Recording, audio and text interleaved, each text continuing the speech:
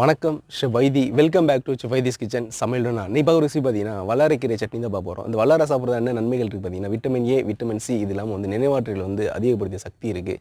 இது எப்படி செய்யணும் பார்த்தீங்கன்னா, ஒரு கடாயில் ஆயில் ஊற்றி அது கூட மிளகு, பூண்டு, இஞ்சி, பச்சை மிளகாய், இந்த வல்லாரை கீரையை போட்டு இது கூட தேங்காய் போட்டு அதை மிக்ஸியில் பிளெண்ட் பண்ணி அதை தாளிச்சு எடுக்க போகிறோம். வாங்க எப்படி செய்து பார்க்கலாம், வீடியோக்குள்ளே போகலாம்.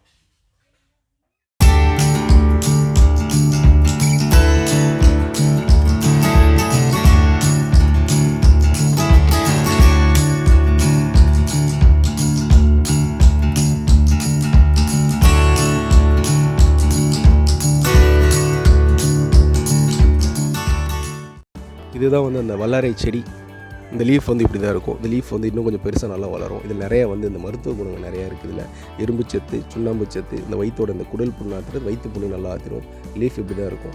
நம்ம இதை வச்சு நம்ம பண்ணிக்குவோம். அதை வல்லாரை சட்னி பண்ண போகிறோம். லீஃப் மட்டும் யூஸ் பண்ணலாம், இல்லை அப்படின்னு தண்டோடையும் சேர்த்து நீங்கள் யூஸ் பண்ணிக்கலாம். பறித்து நம்ம நல்லா வாஷ் பண்ணி யூஸ் பண்ணிக்கலாம். வல்லாரை சட்னிக்கு தேவையான பொருட்கள் பார்த்தலாம். வல்லாரை நல்லா வாஷ் பண்ணி நம்ம க்ளீன் பண்ணி எல்லாம் எடுத்துக்கோங்க.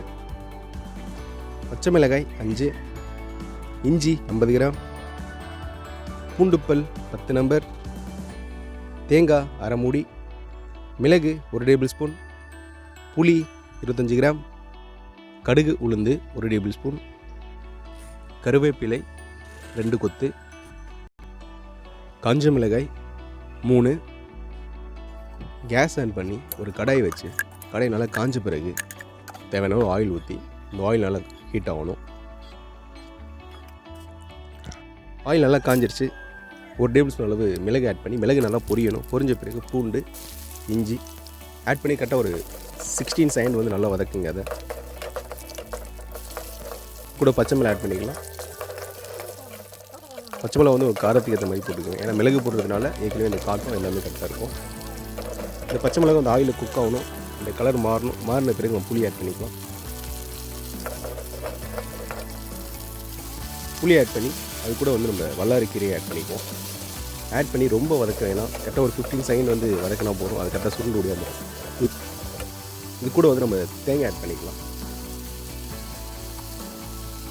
தேங்காய் ஆட் பண்ணி ஒரு 30 செகண்ட் நல்லா மிக்ஸ் பண்ணுங்கள். அதை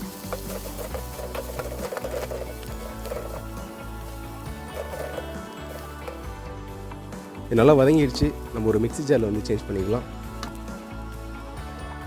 சேஞ்ச் பண்ணியாச்சு. இதுக்கு தேவையான அளவு தண்ணி, தேவையான அளவு சால்ட் யூஸ் பண்ணி நல்லா பிளெண்ட் பண்ணி எடுத்துக்கலாம்.